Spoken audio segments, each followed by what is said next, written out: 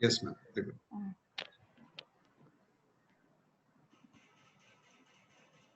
Yes, madam. Now we can see. Okay. My computer is.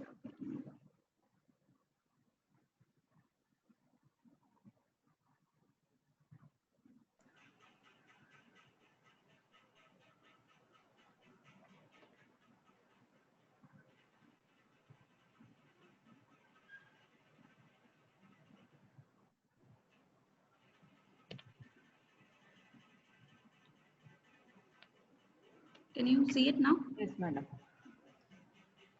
Okay, so I was talking about 2D building plan versus 3D building plan. So when you have a 2D building plan, it's very difficult to visualize what actually is. But rather, when you have a 3D building plan, you know how your house will look like. So this is a very small example on how 3D is impacting our day-to-day life. Okay, so now another one example, if you look from a geospatial point of view, is earlier we used to do this flood modeling and simulations, right? So when we use that, when we use a 2D image, we will see as if you will see as if all these area has been inundated or covered by the flood. But when you have a 3D building plan, we can see only like part of this building, like how within a building, how much it is getting inundated, or how which all the floors will be impacted, etc. So this is an advantage of having a 3D models over a 2D model. So in this aspect, we have LiDAR. So this is one of the most important geospatial technology which came into existence in around 2000, in the year around 2000, which is able to directly generate a complete 3D data over a large surface. Okay, so and we get very good accuracy in the elevation aspect. I'm talking in this in terms of centimeter to millimeter level accuracy. We'll be able to measure with the LiDAR. So if you look into the LiDAR in the mapping market, it is this is a recent one which says that by 2026 we are having a $4 billion share the LiDAR is going to occupy. This is a very huge amount, and within that, if you see, there are different platforms which is going to contribute to this LiDAR market. And if you see the terrestrial platform, it's going to take up almost 60% of the market share, and this trend and drone again is coming up, and this will again dominate the market. So we have a very huge potential, and yesterday's talk by Bharat Lohani sir, you would have realized this. So LiDAR has a very huge potential in the geospatial market as such. So now we had some just two slides on what's LiDAR. So LiDAR is light detection and ranging, and it operates basically in two wavelengths. One is in the NIR wavelength, and one is in the green wavelength, 532 nanometer, for bathymetric application, that is water related application. The other is mainly for topographic application. So today's talk I'll be focusing on the topographic application. So we work in the near infrared range. Okay, so topographic, we cannot use it in water. So as geospatial scientists, you might be knowing that will get completely absorbed in the by the water bodies. Okay, so we cannot use it for oceanic application. So, and the working or the ranging principle on how a LiDAR works is very simple. It just measures the time taken for the light energy to travel, hit back, and hit the surface and come back to the source. Okay, so this is very similar to radar. So radar, we use the radio waves, and here we use the light waves. So this LiDAR technology as such, it came into existence with the discovery of laser and laser components, etc. But for using it in geospatial, there are other components that were necessary. One is the GPS. Okay, so when we have to basically use it for mapping application, we require a very precise GPS. So a LiDAR instrument, if you take, we need a laser sensor, then we need a proper navigation or positioning sensor and a navigation sensor to basically get the LiDAR data. Okay, and when you have a LiDAR, this is what you get. You get a point cloud information. We'll talk about the processing of LiDAR point cloud in a while. So how initially I'll talk about the application and then we'll go to the processing part of it. So if you look into the point cloud, so this is like a building and you can see the cars over here, right? The car shapes, etc. You can see. So, so each of this has a X, Y, and Z information. And if you look into the X, Y, it is your reference or it is in the UTM coordinate system. So you can directly place it on your globe and find the position. Okay. So as such, LiDAR, it is a collection of X, Y, Z coordinates. However, there is no topological rendering, or there is no like you cannot connect the points and say this is this object. Okay, so that is one of the thing about LiDAR. So there is no simplification or subdivision, or there is no topological information. You know what is topology, right? What is the connectivity or adjacency? That you cannot directly get it from LiDAR. So these are all individual point clouds which are disconnected. Okay, so now how do I capture the LiDAR? So there are different platforms wherein you can mount the sensor and capture the data. One is the ground-based sensor. You know, a tripod. We have it is like civil engineers or those who are familiar with surveying. You know your theodolite or EDM. So similarly, we have the laser scanner. We can fix it on a tripod and we can do the measurements. That is a ground base. Then we have mobile base. Mobile base, we fix it on a car or something and the car moves around and we get the data. So this is what is being used in your ADAS or driverless car technique. Okay, that again, we'll have some slides on that. Then the next platform that's getting quite popular is the drone or UAV. We have very small sensors which you can fit on the drone or UAV and flies around and captures the area. Then you have the aerial or helicopter-based aircraft or helicopter-based platform. And then finally, you have the space-borne missions. Okay, space-borne, satellite-borne LiDAR missions. Again, I'll talk about it in a while. So that also captures the laser points. Okay, now what we'll do is we'll cover some different applications in which LiDAR is being used before we proceed on to the processing part.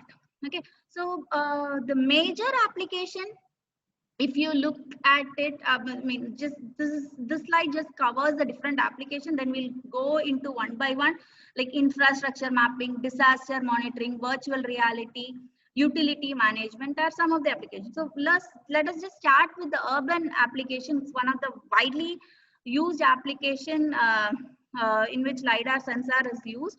Like nowadays with the 3D city models coming up, you know, getting the proper 3D map of the city is very essential. So in that, you know, for getting a building model is very essential, which will be useful for the decision makers to make some important decisions regarding their city. And if you have to do some walkthrough or visualization, etc., from your desktop, these 3D city models are really useful. Okay, so in that aspect, so when I have a LiDAR data, see, this is a building, this is some crane, some object in the city. I'll be able to very detailed capture I'll be able to do. These are some of the works that we've been doing at IISc as part with the LiDAR instrument. Then another thing is building information model. This is again another important aspect of urban. So this helps us to basically go and scan the interior of the building so as to basically examine the facility condition. see if there is some damage has happened. If suppose some changes is needed. Okay, so I can take the sensor. Okay, I can mount it on a small trolley or something. I can have it moved across the buildings. I can capture the data points and I can bring it to the computer. So it is like your CAD model wherein like lots and lots of human work is involved. So here the data is captured at a very precise scale. So if suppose a renovation or something is needed, it can be done easily. Okay, so so this is useful for digital documentation, for renovation project, for quality control, so early detection of some damages, etc. So this is a building information model. So in this aspect,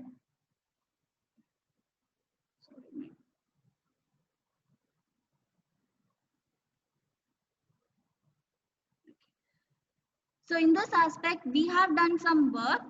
So we have tried to capture the building information model of one of our buildings, the library building. So you can see we had gone. So this was done using some 54 scans. We have a TLS. We have a terrestrial laser scanner at the institute, which yesterday Ramarao sir was talking about. So with that sensor, we'll be able to finally capture the details. Okay, so so we had done some 54 scans. So this is a 6-storied building, and it had it's a very complex building. Okay, so with this we were able to finally capture all the stories, and we were able to use it as a building information model. Okay, so this is the interior of the building, and we can do lots of analysis once I have the data in my system. Okay, this is an example of building information modeling. So another example in this we can look at it is the heritage mapping. Here again, you know,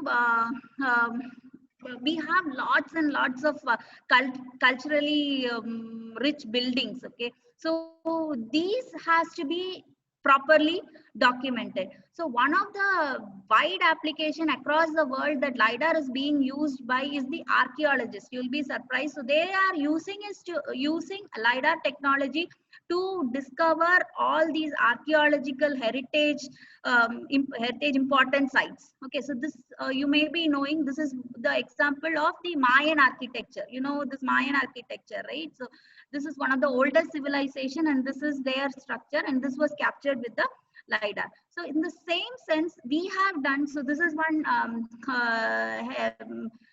small, this is one palace which is very closer to our institute, and this is an instrument that I'm talking about. So we have used this instrument to capture the palace, and so this is the whole palace altogether. So we had done some 15 scans. So if you look at the points, these are the number of X, Y, Z, or the positional points that we had acquired. So it is very huge. Okay, so once I have the data, so you can see this palace. What are the things present in the palace? I can do all the dimensional measurements sitting in my office. Okay, so this is the beauty of it. So we had done it as part of a exercise, and we had handed it over to the archaeological department, and now they are using it for using this as a digital documentation of the palace. Okay, so this is the overview of that. So then another thing related to urban or building model is what we done at IISc, the campus modeling. So this is our campus altogether. So this was not now, this was done some few years back. Now the campus has expanded. So now if I take it, I'll be able to do a change detection. Okay, what has changed from that? Okay, like similar to what how we do it in 2D, we can do it in 3D as well. So here again, 26 scan across the building, and we have done some classification. All this I'll go through when we cover the processing part of it. Then we were able to generate the maps.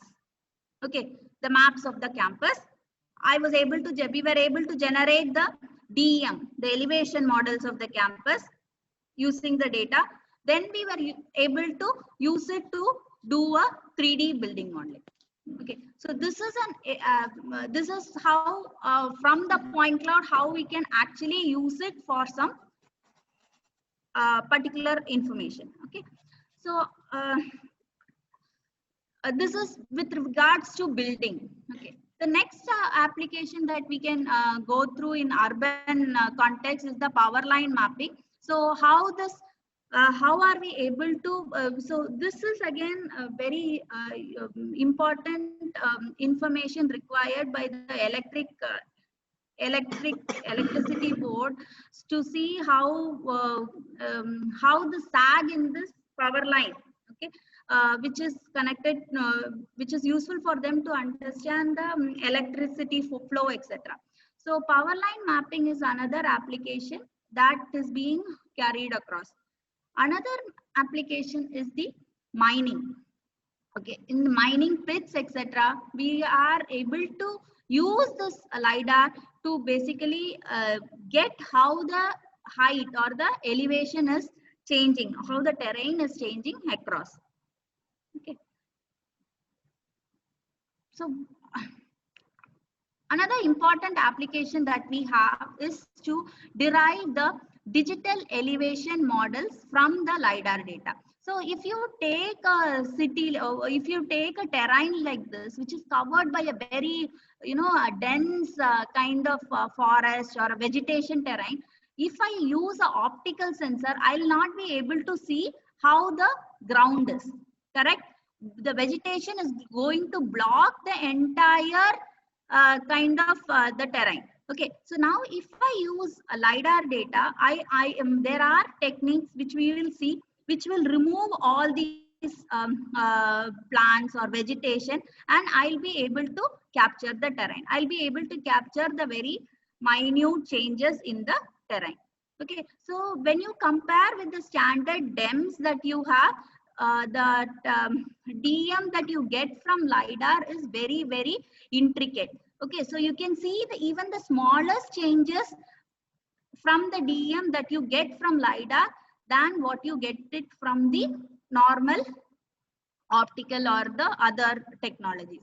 Okay, so that is the advantage of LiDAR. Another application is the disaster management. So anybody know what this area is? Sorry, what this is? This is one of the important.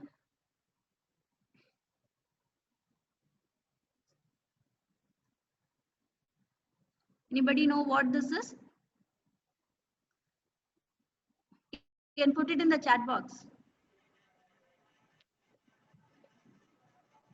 It's the Twin Tower. Huh? Twin Tower. Yeah, Twin Tower. So Twin Tower is in US. Okay, so when that disaster, when that terrorist attack happened, this was captured before the incident happened, and this is after the incident happened. So they were able to see how the building and where are the rubbles are concentrated, etc., from the image. Okay.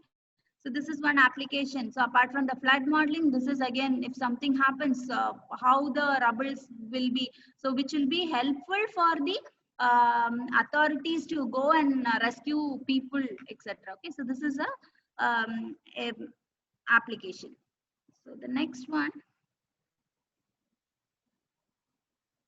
This is again one of our works from our IST team. So here again, what we have done is, we've tried to do this individual tree detection. Okay, we were trying to map the individual tree from the LiDAR. So this is the original data. So it has building, ground, poles, all these water body, everything. So now, with that, now we have isolated, and so all these different colors represent different trees. Okay, so this is an example of how LiDAR can be used for this urban green space. So this is one of the now the most important topic when we look in for building, city planning. Okay, so city should have a percentage of greenery maintained. Okay, so in this aspect, LiDAR is a good way to map that. and we use this mobile laser scanner. So all of you must be aware of this Google walkthrough. Yes, you have seen this Google walkthrough, right? So in this Google walkthrough, we can use this mobile laser scanner, which will go across, and it will be capturing the entire city at a faster rate. So an important application again is the self-driving car. Okay, so here again, self-driving car is having a LiDAR sensor, and you can see in this video a car is moving through. Okay, and when it is crossing the signal, it is waiting and it is going across. Okay, can you see the image? So this is how the Google car or the self-driving car is going to work. Okay, so it should have the LiDAR sensor at the top, which will be able to sense the depth of the object. So how from the car, how far is the object? Okay, this cannot be done only using an optical sensor. Okay, so we need to estimate the depth. For this, LiDAR is useful. Okay, this is again an example, another overview of this self-driving car. Another application that we have done is using LiDAR for vegetation mapping. Even people who are from agricultural background, okay, who use optical sensor for agricultural application, LiDAR is another technology that you can explore. So this work actually, it was carried out by Reggie. So she had used LiDAR basically to capture this vegetations, okay, small plants, agricultural plants. We had used to capture the we had used LiDAR sensor to capture the data and used it for biomass application, biomass estimation, etc. Okay. So another application like is yesterday there was some talks on how to use LiDAR for carbon stock or biomass estimation. So again, when you have a tree, for example, earlier manually, getting the DBH to estimate which is directly related to the carbon stock, etc., is very, very difficult. Okay, so now people are using LiDAR. So when I have this is a LiDAR data that we have captured, so you can easily get the DBH. So this DBH, we can relate it to your biomass estimation. So this is an example of how LiDAR can be used for biomass estimation. And here again, we can do a detection of single tree. We can do a tree height estimation. We can estimate the tree crown diameter. We can do a DBH. We can assess the tree species based upon the shape of the tree, whether it is a coniferous tree, whether it is a deciduous tree, based on the shape. Okay, that is also possible. Integration with other sensor is something that we will look at it later. So these are some of the parameters which can be directly retrieved from the LiDAR, and these can be modeled and these can be recovered by fusing it with other optical or other sensor. Okay, so this is the application with relation to vegetation and forest. The next broad area that we can see is the geology. So geology, the geologists wanted to see how the terrain is varying. Okay, so and apart from the minerals that is present, they also are interested in the stratification of the terrain, etc. So that can be very well studied when we have a LiDAR sensor. Okay. So it's not only for the Earth. We can use LiDAR sensor for studying the topography of the other planetary bodies also. And there are many planetary missions available. Okay, like one example is the MOLA mission. Okay, and LOLA is for lunar topography. So all these missions have the LiDAR sensors embedded, which is useful for studying the topography of the other planetary bodies. Okay, so we have covered the first part of the lecture, the different application. Now, when I get a LiDAR data, how do I process it? Okay, so I'm going to give you a very brief overview on the processing technique.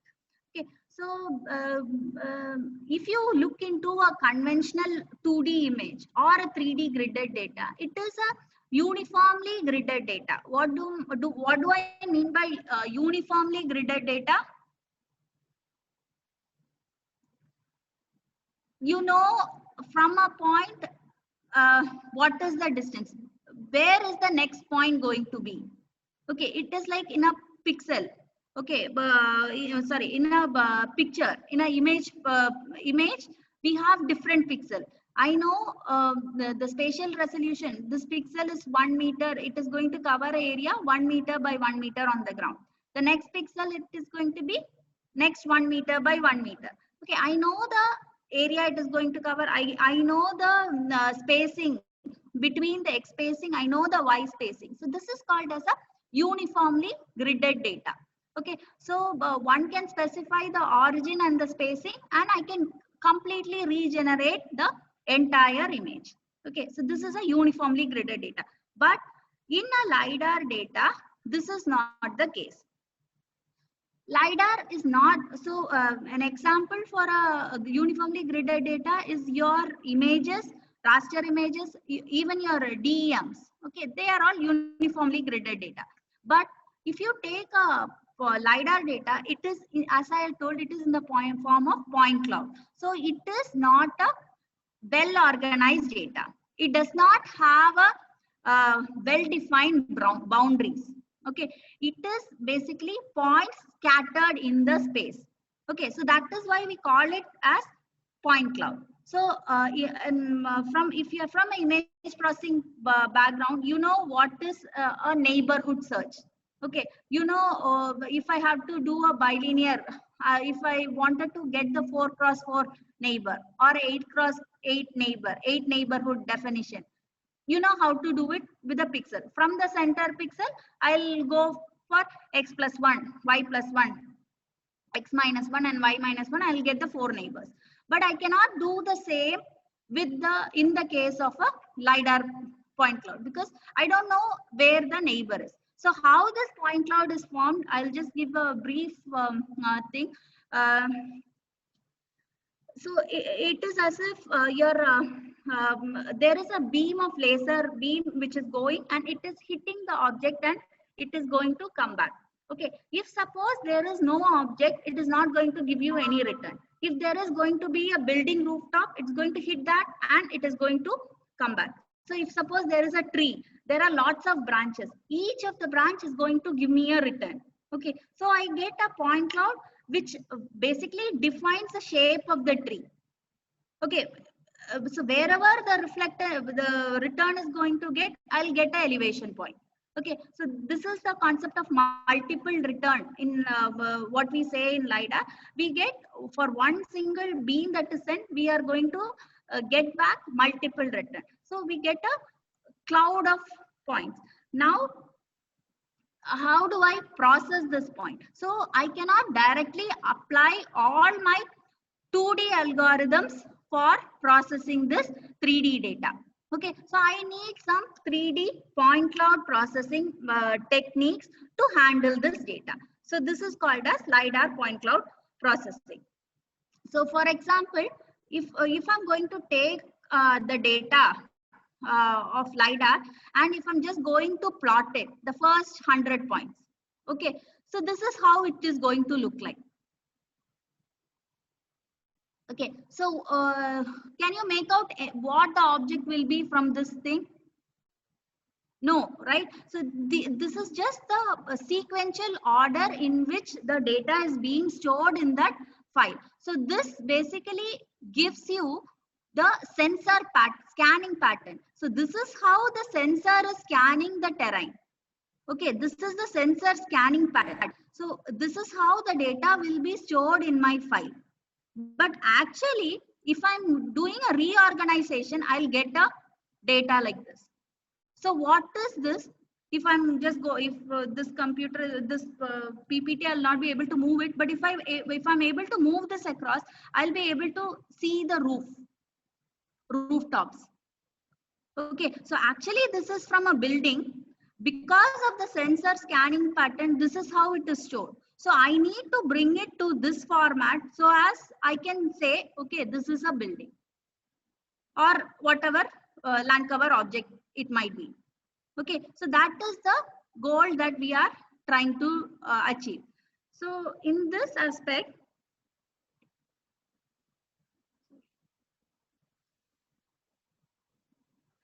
we have to reorganize the LiDAR data. So this is called to establish the neighborhood information. So how we are going to do that? We are going to use some data structuring for that. Okay, so computer science students, you must be aware of various data structuring techniques. Okay, so here we should be we'll be using some different data structuring technique, for example KD tree or awk tree, to arrange the data so that we can extract some information. Okay, so when I do this data structuring, I'll be able to access the neighbors. I'll know, okay, this point is near to this point is next to this. So this kind of information I'll be able to process when I have I'll be able to establish the neighborhood. So what I'll not be able to achieve with, what I'll be able to achieve with the 2D image, I'll be able to do it in the 3D image if I do a data structuring. So another thing after I do the data structuring is I should, so as I was telling, that library building, we had some 56 scans, something like that. So once I have the data, I have to stitch the data together. So this is equivalent to your 3D mosaic, 2D image mosaicing or registration that you do with a 2D satellite image. Okay, so satellite images, we are going to get it in different scans or different strips, different images. So we are going to stitch all the image to get the to cover the whole area. Similarly, for the LiDAR data also, when I have to capture the entire building or an object, I'll be capturing it from different location. Then I'll have to register all the images so as to bring it to one common frame of reference. Okay, so this is called as 3D registration. Once I do that, I have to use it for my classification. So one of the techniques that we use is the feature extraction. We have to extract some useful 3D features from the data so as I know what that object might be. Okay, so yesterday you had a very detailed talk on this feature extraction. So Professor Jaya, she was explaining how to extract some local features and global features from the image. Okay, so we are going to use those features basically and use it for identifying the object. So from the data that I have to identify the object, feature extraction is one of the important steps. So I should extract the feature which should be able to identify the object. Okay, so in this thing, one more point that I have to tell is we have now a deep learning based method which will be able to automatically extract the feature and I'll be able to classify. Okay, we just for information.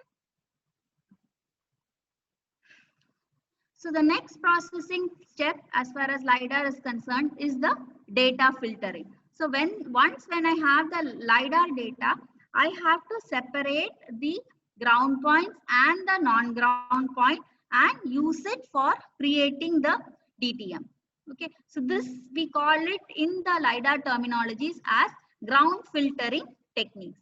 Okay, so there are many ground filtering techniques which are available to separate the ground points from the non-ground points. So there are a number of techniques, slope based, progressive based, etc.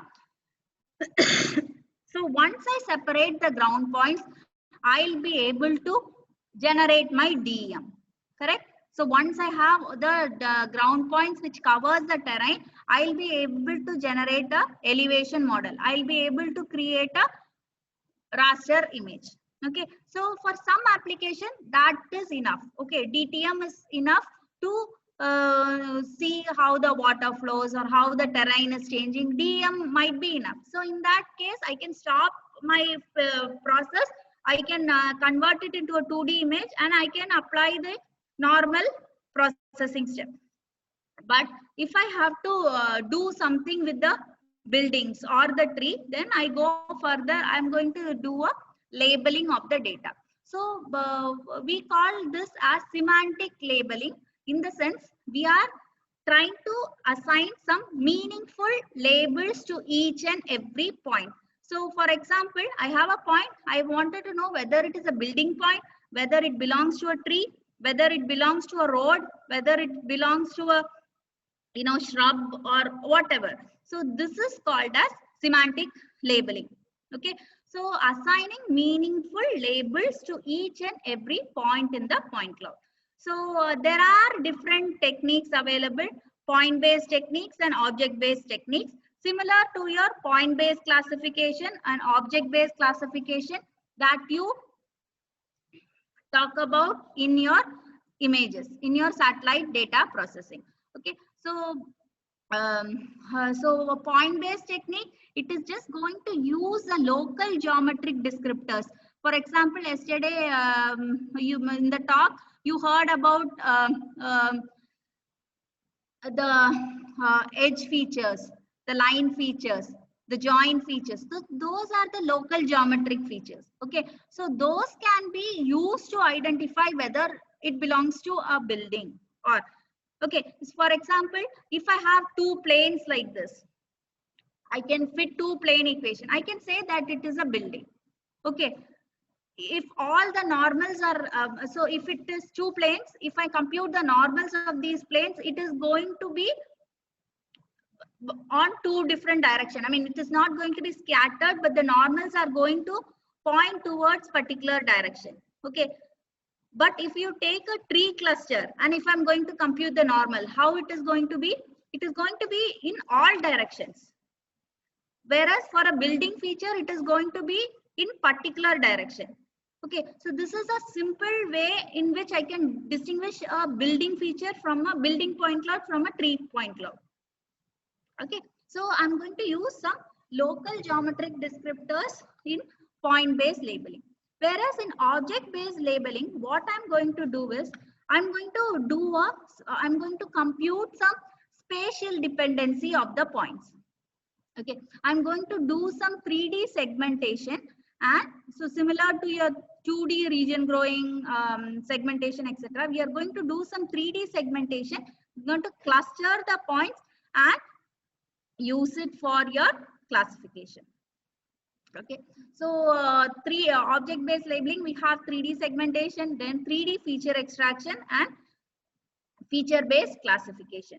So again, here there are some deep learning methods also, PointNet++, VoxNet, PointCNN, etc., which are able to classify these points. So this is an example of our work in which we had tried to classify each. So now each of the point has a point label. So all these red belongs to a building. So if I click on this point, I'll get X, Y, Z plus what label it is. Okay, so this is called as semantic labeling. Okay, so further, if I have to use this data effectively, I have to do some reconstruction. I have to make some 3D reconstruction from my building models, right? If I have to use it for estimating my volume or etc., I have to do a 3D reconstruction. This again is from our work of our building. So you saw that our campus capture. This is our campus model. Okay, one of the buildings in our campus model. So, and again, it's not only for the buildings, even for trees, this is the original point cloud and this is the reconstructed point cloud. That this is one of the trees in our building, in our campus, and we try to model even the leaves and the branches. Okay, so this is from the 3D reconstruction point of view. Okay, so the next advancement is, okay, so I have my 3D buildings. I have my 3D buildings reconstructed. So if I have to effectively use it for some decision making, okay, so I need to know whether this building is a residential building, whether this building is a commercial building. Okay, so I need further information. So I need some semantic it's called as spatio-semantic relationship of the building. Okay, this is my door, this is my building roof, this is my building wall. For example, in the first example that you had seen on the flood modeling, how many floors are getting inundated? First, I should know which is the first floor, this is the wall, and which is the first floor. So this is called as spatio-semantic relationship. Okay, so this again is the latest development in which these buildings we are going to use some CityGML or CityJSON models, okay, to get the 3D semantic relationship which can be used for many applications. Okay. Yesterday, Bharat Lavani sir was talking about that solar potential application. So only if I have the semantic labeling, if I can identify the roofs, etc., roofs and the building models, etc., I can be help by using it for these kinds of applications. This is one of the most sought for application at present with the smart cities, etc., coming up. Okay, they wanted to create this kind of a model for each and every city. Okay, this is how it's been going on across the globe also. In many cities also they have created. So this model they are trying to replicate in India as well, which can be directly used by the decision makers. So once I have this, the next thing is I can use them for my AR and VR. What is AR, VR? My augmented reality or virtual reality platforms. Okay, so here you can see some decision makers, etc. They are using the 3D map and use. So this mountable device has a laser skin sensor, and they'll be able to actually visualize the 3D data. Okay, so this is a very you can say the future trends in LiDAR. So we need a proper visualization for handling this LiDAR data, and this has become even more significant with our new Apple 12 Pro mobile, which was launched last month. Okay, so that has a LiDAR sensor, right? So can I use this LiDAR sensor for these kinds of application? And then another cheap alternative is our Kinect sensor, which all of you would have used when you have gone to malls, etc. Right?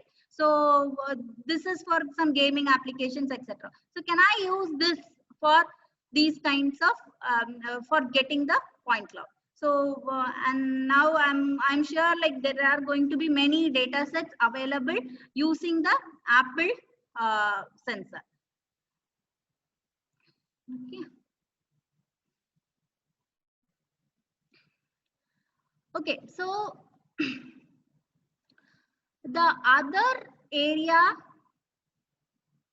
that I'm going to talk about is how we are going to fuse this LiDAR point cloud with other sensors, be it hyperspectral or optical or multi-sensor fusion for particular study. So this is an example. So LiDAR, it basically gives you a depth information. So here the LiDAR, it has no color. Okay, so unless I have a camera embedded which actually captures the image separately, I need to integrate the color information from the optical image with the LiDAR to get the scene. So here the colors are according to the elevation. So the lower elevation are blue and the higher elevations are in red. Okay, so now here I have combined it with my optical sensor to get this. Okay, so this is an example of how you can integrate or use LiDAR with the optical sensor. Another thing is fusing it with hyperspectral data. So laser scanner, it provides excellent structural and topographical information, but it lacks the spectral discrimination ability. Whereas hyperspectral, it has very good spectral discrimination, but it does not have structural. So can I integrate both of them? Okay, that is again another challenge. So this is again another one sensor that is being developed, which is having both hyperspectral capability as well as the LiDAR capability. So they are used to capture a plant, and you can see different parts of the plant, how the NDVI is, how the chlorophyll content is, etc. They are able to. So within a plant, how it is varying across. Okay, so that sort of a detail is something that is it's one of the future technology. So this is again one of the work that we have carried, in which we've used some LiDAR data to do some different categories of trees. Okay, and again I can it's not only I have to work with point cloud. Okay, I can convert it into a DEM or a DSM, and I can integrate it with the optical sensor as an additional band.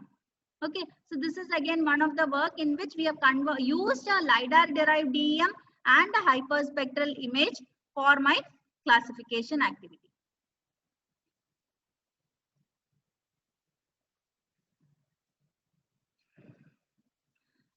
Okay, so now the challenges that exist is you have a big data. You need a very good GPU based algorithms. You need a computationally very demanding, you have a computationally demanding data set. So you need very good algorithms to process this LiDAR data. Okay, so you first should understand what is a point cloud, how it is, the basic working principles, etc., for using it for your application. So this is one more project that is going on, Earth Archive project, in which they are their aim is to get a detailed, intricate map of the Earth. So they are saying the Earth is changing very rapidly, and we should have some.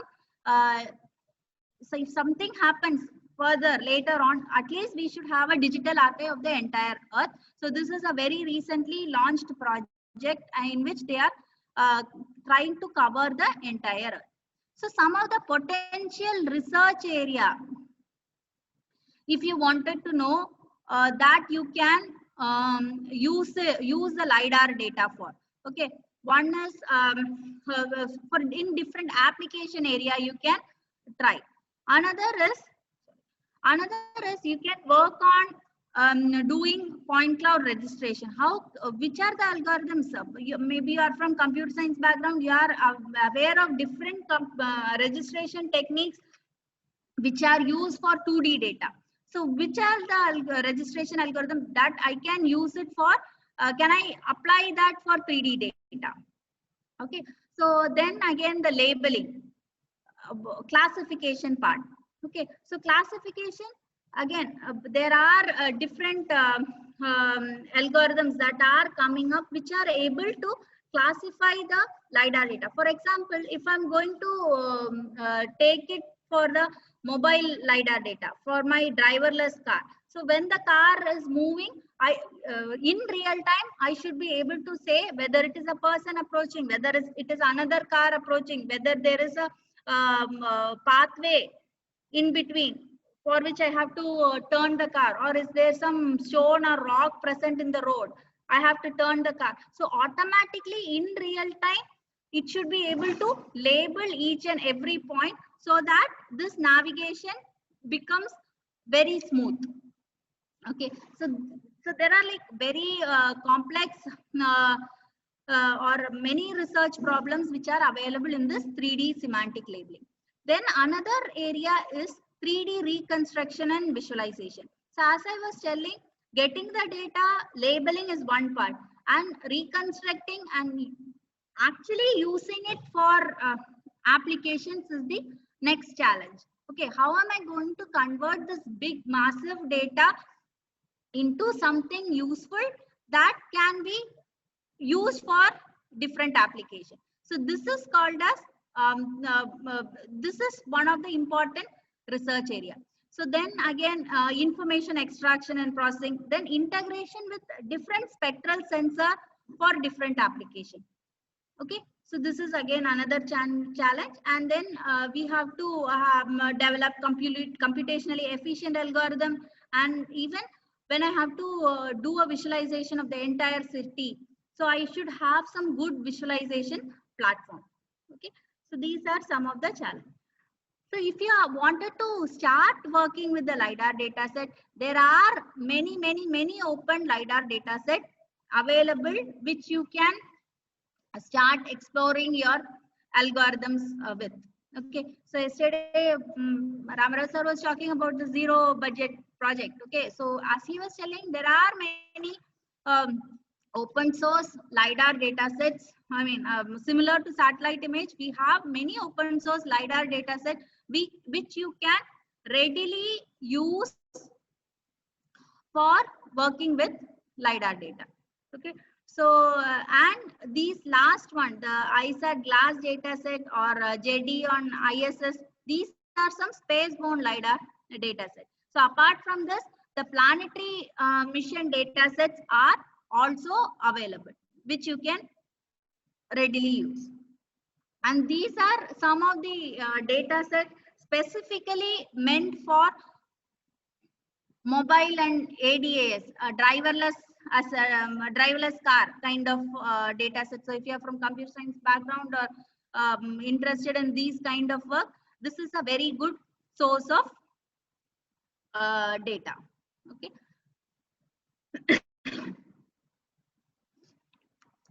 And one of the thing is most of the country have made their LiDAR data open. They have captured the entire country's data and it is made available. So you can download these data for your research and you can use them. And some of the open source tools or libraries which you can use it for your processing includes LastTools, LastLib, PDAL, Fugro Viewer. So all these, and the last one, that Unreal Engine, it is basically a gaming engine which people are now using it to visualize these LiDAR datasets. So it can support the LiDAR dataset. So for example, nowadays, if you look into some of the games, online games or something, it is as if you are navigating into the real cities, right? So how do they create that background? So that again, nowadays, people are using the real LiDAR dataset to create that background. Okay, so real 3D data. So Unreal Engine is one of the softwares, again, an open source one, which is used for all these applications, gaming applications which supports LiDAR data. And these are some of the journals related to GIS and remote sensing, which you can refer to, and in which lots of remote sensing, LiDAR, hyperspectral related journals you can find. Okay, and some conference. So, and these are some of the useful research tools as a researchers you can use. Okay, some Mendeley, EndNote. So the Mendeley, it is basically, so whatever, all these are open source. So whatever I'm talking are open source only. So you can freely download them, use it. So Mendeley, it is basically for storing all the journals that you are reading related to LiDAR. You can just store it across and then you can use it. Okay, so with this, I'm ending my talk. So if you have any questions, you can ask. Sir, unmute. Yeah, Dr. Shirisha.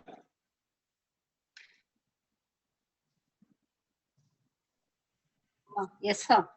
Ramarao, sir. Am I audible, sir? Yes, yes. Am I Yeah, you're audible? audible. Yes, yes, Yeah, yes. yeah. Yeah, good morning, ma'am. Ramya, ma'am. Yeah, good morning. Ma'am, actually, I am facing a problem while converting from DSM to DTM. So, means I am not getting a proper model which is depicting the actual ground truth. So, how to minimize the error in that one? You're using a LiDAR data or a DSM, a normal DSM? Drone data, ma'am. Not LiDAR data, drone Uh-huh. images. If you have any idea. Optical images. You're using some optical images and you have a DSM Yeah. from that. No, Okay. DSM I have generated, Uh-huh. but DTM I am facing a problem. Actually, we have conducted one project for Lavasa project in Pune. Okay. So, So there we if have it is, yeah, if it is a, see, from, so DSM, it is basically above the terrain. You have all the buildings, you have all the trees, etc. yeah, So if it's I an want to optical prepare data. So, hello? after photo from the DSM, Hmm. so how can I get by with with proper accuracy? So I am facing a difficulty actually. So that is the thing. So with the optical data, getting a very accurate DEM is always a challenge. Okay, Yeah. because most of the area is covered by building or tree. So removing all that and getting the ground is not actually possible. Okay, the accurate, very centimeter level accuracy, you have to go in for either radar interferometry or LiDAR, these kinds of things. Okay, so only with the optical data, you will be getting only DSM kind of a DSM only. But one more aspect, how to give the control points. Unless until we won't have a proper GPS, how can we give the ground control points for a very large scale data? That is also one of the difficulty. Being a private institutions, we don't have many resources for these things. That is also one of the problem. Okay, so DGPS points you require. Yeah, ground control points I have to have to get a proper means scaling, etc. So the Okay. large scale data sets, while processing, we are facing a difficulty. So for what the is ground the control. accuracy problem? I mean, how much accuracy difference you are having? It's about if you are collecting from the mobile devices about 15 meters to some 100 meters like this, something to 226. Like 100 this. is too Yeah, high. it is so high now. 15 Yeah. meters, around 15 to 16 we are getting. Okay, so have you tried Bhuvan, some of the location information from Bhuvan resource? One resources also I took means, but still drone images having a large scale data, na, ma'am, as compared to the Bhuvan resources. No, Bhuvan, you will be able to basically get a good elevation. I have seen the land viewer also means I have seen the high resolution images. Okay. Yeah, actually we have started just now only AICTE curriculum. That from this semester onwards we have started. Actually, I am almost out of the track from the remote sensing JS for the last 10 years because of the regular academics in civil engineering. So this time only I have started to teach them the whatever the tools are there, drone images, photogrammetry, remote sensing, practical based sessions. It is like a theory come practical courses we are taking. So there means the accuracy problem. The students will ask, na? And even the mobile-based GPS, even now some high-end mobile-based GPS also you'll be able to get at least some 15 meter or 10 meter. I'm getting around 15 meters in some areas. 50. Yeah. Okay. But 15 meters you will be able to get. So Yeah. that is the thing. So and another only solution is this Bhuvan or those kinds of open data sets. So, Hello. Yeah. Hello, Thank ma'am. Please, I am audible. please. Thank you. thank you. Thank you, ma'am.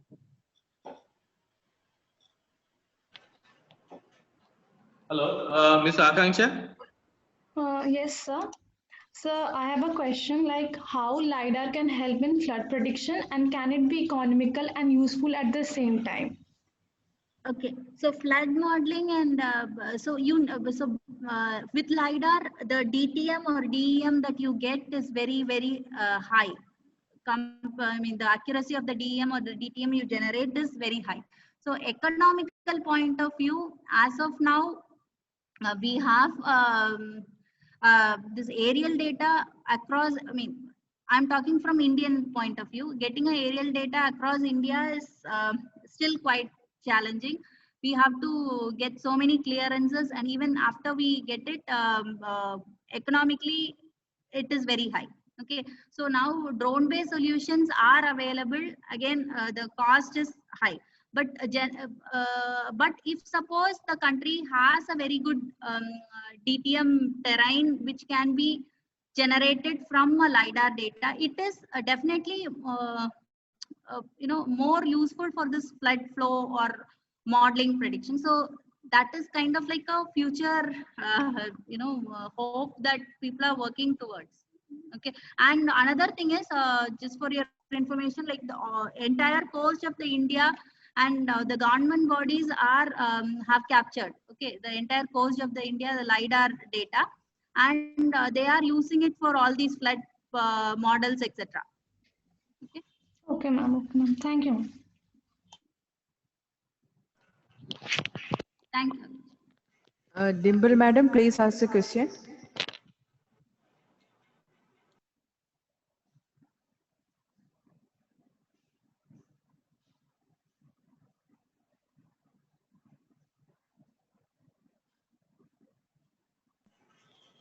Dimple madam, are you there? Sorry. Okay, I just unmuted.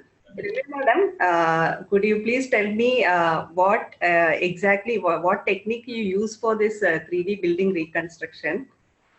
And have you come across any challenge in implementing that 3D reconstruction of your buildings of IAST? And how did you resolve that issues? Creating when you are talking about 3D reconstruction, creating we had faced issue in reconstructing the top roof. Okay, so we were able to capture the roof separately and then we can integrate it. That is one part. From the TLS I'm talking about, doing a reconstruction of the roofs with the small, some objects present, it is actually a challenge when we are doing a 3D reconstruction. Like you mean this kind of tree outlier points and all those things, right? No, that, outlier, tree, etc. we can remove completely. I'm just talking about building. So when I have a proper labeling, I'll be able to remove all the other objects. Okay, I'm left with only the building. So if I use a proper semantic labeling, that actually we have developed our own algorithm, and whatever I have shown, that are the algorithms that we have developed. And we have also used other softwares like TerraSolid, etc. for some classification also, and even LastTools, etc. So that is able to distinguish between building, trees, etc. Okay. But after using only the building for points for reconstruction. Okay, so some minute details when we do the reconstruction, we were having some issues. So how do you find the results of the reconstruction? How good was it? Like the reconstructed model, was it exactly the same that you expected? Yes, so that is what. So we had some issues, as I can show in that buildings. If you can see the top of the building, we have a very V-shaped building. Okay, so reconstructing that was a challenge from the LiDAR or from the TLS data set. But from the airborne data set, the proper roof reconstruction we were able to do, because TLS data set has very even the smallest change it is able to capture.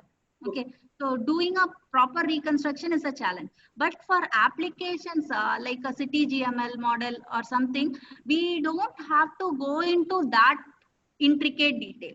Okay, LOD 0 or LOD 1 would be sufficient. Okay, fine. Madam, not LOD 0, I mean LOD 1 or LOD 2 would be sufficient. Okay, so fine. We can proceed with that kind of aspect. And if you wanted to compare your reconstructed model with the data model, LiDAR data as such, it is you can use some CAD software to basically get the reconstructed surface. And if you're talking from research point of view, you can use that CAD models with the your own reconstructed model to basically compare. Like what I mean is like if there are some fine structures, some superstructures, small structures present in the roof, are they getting reconstructed properly? Like no, that is always a challenge. the airborne data. And another Yeah. thing is, madam, we are capturing the LiDAR data. While capturing, there can be an overlapping of information, right? Like the same object, some part of the object can be captured multiple times. So how do you they prevent that overlapping of that information? Is it done in 3D registration? Yeah, so in it is done in 3D registration. In fact, when you are doing a aircraft LiDAR capturing, there will be always be a overlap. Okay, we ensure that there is a overlap. Even when we are doing a TLS also, terrestrial laser scanning also, we ensure that there is a overlap. And that overlap is only, so what is happening is each data will have a local coordinate system. And we are going to register each of the data, all the data sets together or stitch it together to bring it to one common coordinate frame. Okay, so in that sense, if two different, so I have a capture from here, I have a capture from here, and I have some points here which falls in both. Okay, so I am trying to identify those points which are common in both, and we are trying to do the registration. And when we do the registration, and when I'm converting it into the final output, I'll get a single file. Okay. Those things will be removed. And you will get only one point for that particular object. You use some technique to remove that overlapped information, right? Yes, yes, yes. Okay, thank you, ma'am. In the registration, that is what it is basically from different frames we are bringing into a common frame. So in that aspect, it will be automatically removed. So this is similar to how we apply it for your 2D images as well. Okay, thank you. Yeah. Thank you, ma'am. Dr. Millie, kindly ask the question. Good morning, madam. First of all, I thank you for this very informative talk. Thank you. And my question is there any free data set available for Indian cities so that for learning purpose we can download and For you have spaceborne LiDAR. Okay. Spaceborne LiDAR for Indian cities is available. I mean, it is across the globe. Okay, so you can use it for the thing. And TLS data sets we have. Okay, you can write to us. We have the instrument. We can provide you the TLS data, terrestrial laser scanner data of Indian cities. Or Indian buildings or something. You can. We have the TLS data. And ma'am, what are the softwares which can be integrated with our ArcGIS software or ADAS imaging? LA tools I know, but what are the other?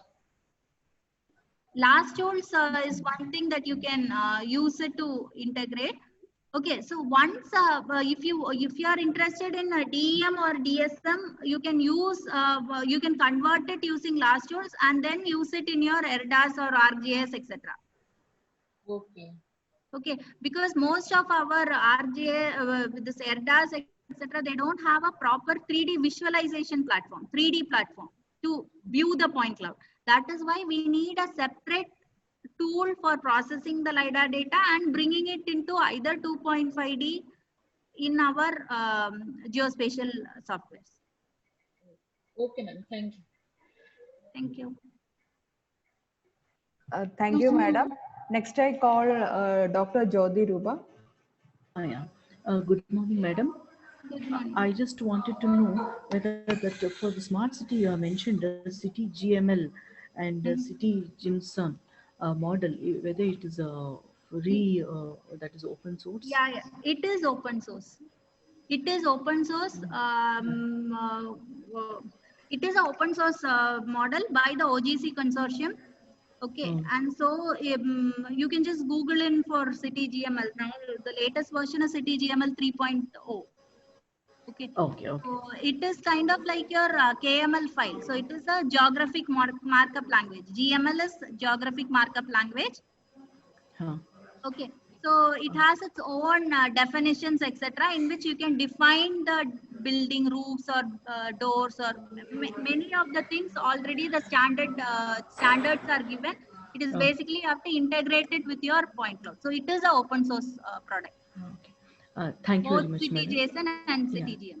Yeah. Thank you, madam. Thank you for the information. Thank you, ma'am. Thank you. Next is Sri Nagaratnam. Kindly ask the question.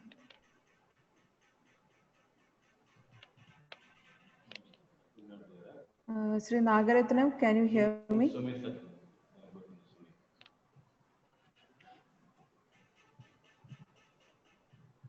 Okay, next, Sri Subhasri, you can ask the question. Hello, ma'am. I have a question regarding forest ecology. Ma'am, how does forest structure affects the habitat structure? So LiDAR, can we detect that, or can it be useful for getting the information? See, LiDAR, from LiDAR, I think I had shown one slide. You will be able to you will be able to capture kind of like the forest structure, in the sense the tree structure, like the DBH, all these parameters, which can be useful for your carbon stock estimation. What do you mean by habitat structure? Means different species, different categories in the forest present. Okay, so for example, we are getting, so for example, you are getting a very detailed structure of the tree, right? It is Yes, as ma'am. if you are going to the forest and looking at the tree. So by the shape of the tree, if you are able to say, okay, this is this species and this species, then you will be able to categorize. Okay, LiDAR, it just provides the structural information. Okay, so if you so based on the shape, if you are, or the structure, if you are able to classify the difference, then you will be able to do it in LiDAR. But if suppose you require the spectral information for it. Yes, ma'am. Okay, let us just take an example of a vegetation plant, crop plant. Okay, cabbage and a tomato plant. So by the structure, I can say this is cabbage and this is tomato. Okay, so the structural information alone is sufficient to categorize those. Okay. Okay, but otherwise, if suppose I have two plants which are of the same height and same looking, but I don't know the species, then you should have other sensors, optical or hyperspectral, to complement it, so as you'll be able to classify. Okay. Thank you. Okay. Thank you, ma'am. Sri Sudha, kindly ask the question.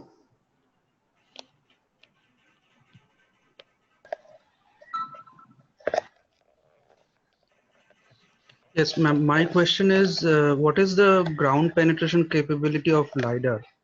Can we use it to detect the subsurface, the shallow subsurface? So it operates in the near infrared wavelength. Okay, so it is basically it cannot penetrate so much below the ground. Okay, you get objects only above the ground. Maybe a few centimeters only under the surface?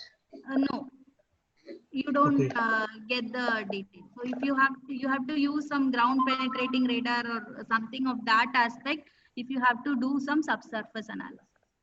Okay. Thank you, ma'am. Thank you. Next, I call Sri Sumit Sadindran to ask a question. Okay, good morning, madam. Good morning. At first, I would like to thank you and for the nice and informative lecture, madam. And my question is how the LiDAR is different from the close range for photogrammetry, because I have seen a lot of efforts in the case of archaeological mapping, they have used in close range photogrammetry. And actually, what is the difference from LiDAR and close range photogrammetry apart from the source of energy? So they are using different types of source of energies. Apart from that, there is any changes in the resolution or accuracy or something? See, one main difference is that is a 2.5D data and this is a 3D data. This is the actual elevation or you are getting, and that is a 2.5D, meaning that it is a derived elevation. Okay. Okay, so there the elevation you are getting it basically using some computation. You are trying to get the depth. Okay. Okay, and but here in LiDAR it is the direct elevation. That is the major difference. Okay, so so the technology in both the cases are different. Okay, so if you for archaeological application in maybe close range photogrammetry is more cost effective. Okay. Okay. Correct. So if you wanted to go in for some technology which is satisfying your application needs, you can always go in for close range photogrammetry. If you don't want this kind of accuracy in elevation or the depth, okay, you can always go in for close range photogrammetry. So it depends on the application or the need that you call in for. That you choose, either you go in for LiDAR or close range. Okay, thank you. They are Also, two different technologies, yeah. Also, I have one question again, madam.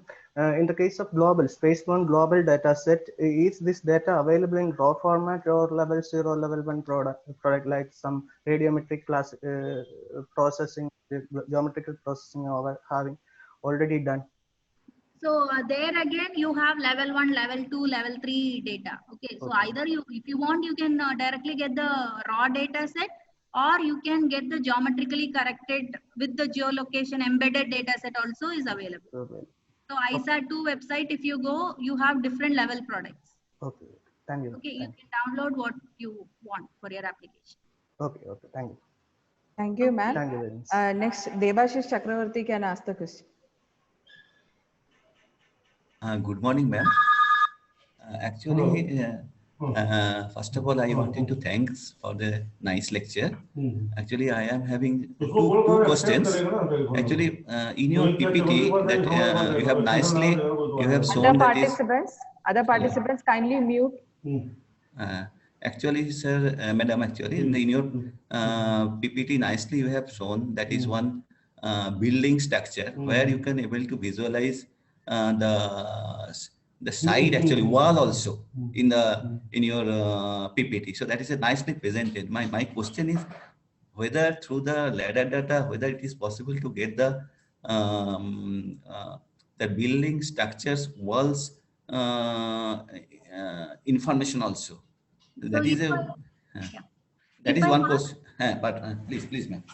So if I have a TLS data set, terrestrial laser scanner, maybe your the image that I had shown is from a TLS data set, okay?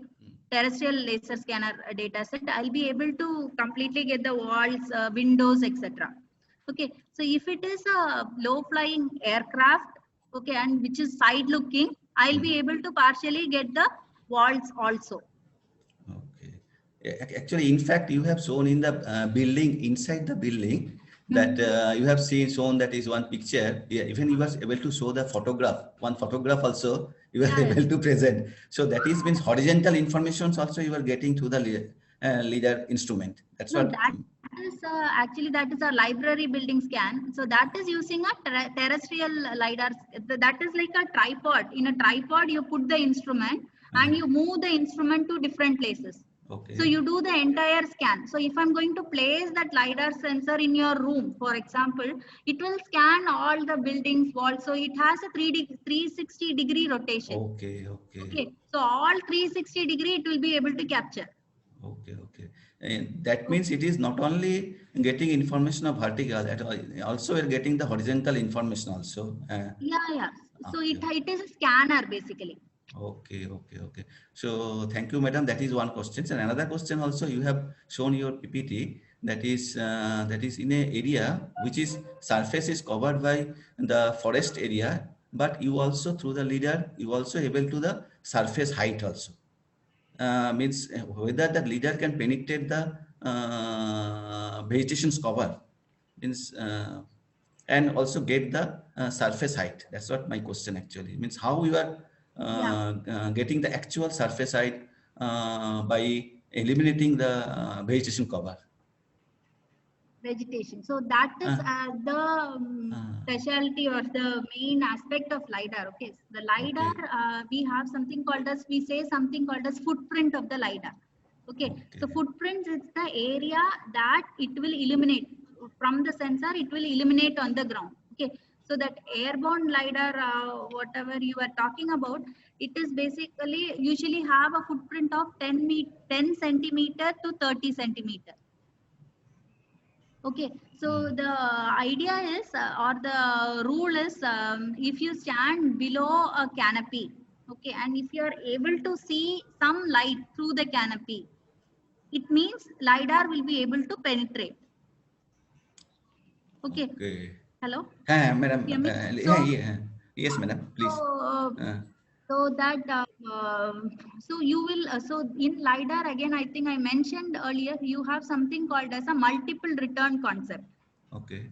Okay, multiple return in the sense, suppose I'm sending a pulse, it goes, so there is a illumination around it. Okay, so if suppose it is covering some 30 centimeter on, so if you assume like this, okay, you assume a corner of your table.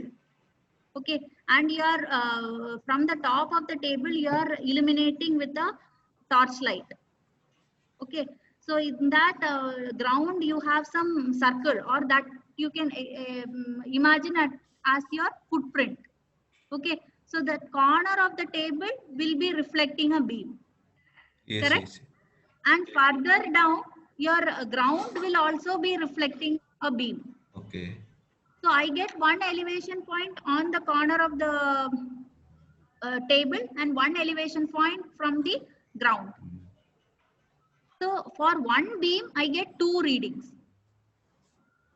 Actually, in fact, madam, that means it shows a lot of processings or lot of computations is needed to get the surface height when it is covered by the vegetations. That's what I'm trying to say, actually, madam. A lot of, so it is like there is something called as a well established this thing called as ground filtering. I think I had mentioned in the thing, which basically separates the ground points from the non-ground points. Okay. There have been so most of the software supports that, this ground filtering, in which all the points above the grounds will be separated. Okay, and you get only the ground point. So only the ground point, when you get it, you can generate your DTM or your elevation model. Okay.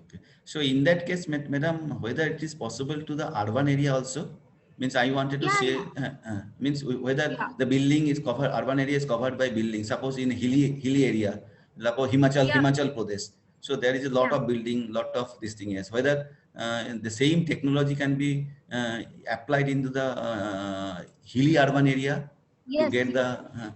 Yes. So in spite of that, the elevation or undulating changes, you can apply these ground filtering algorithms. So there are many ground filtering algorithms available. So you have to use the right one and you will be able to remove all the trees. In fact, lots of work has been done on that area. Okay. Thank you very much, madam. Thank you. Thank you. Next, Sri Vasudha can ask the question.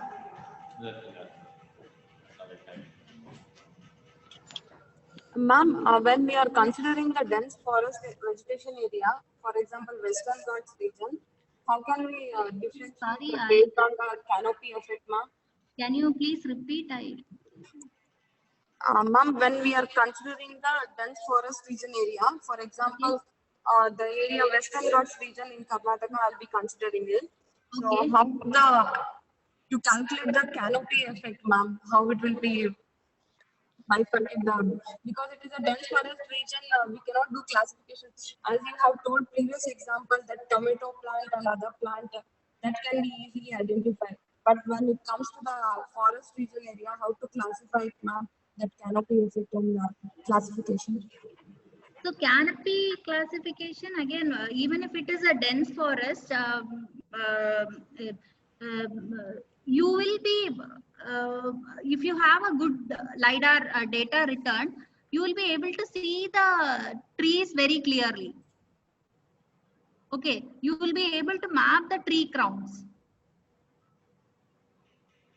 Okay, so unless it is like so dense that if you stand under it, you don't see any, any light penetrating, you will not see the ground. But otherwise, you will be able to see the canopies or the top crowns very easily. Okay, and now you please refer to this JD, that ISS based LiDAR sensor and ISAT. Okay, so those are meant for these kinds of studies, vegetation canopy in forest. Okay, thank you, ma'am. So they use full waveform technology, and with that you'll be able to get the canopies. Okay, ma'am, thank you.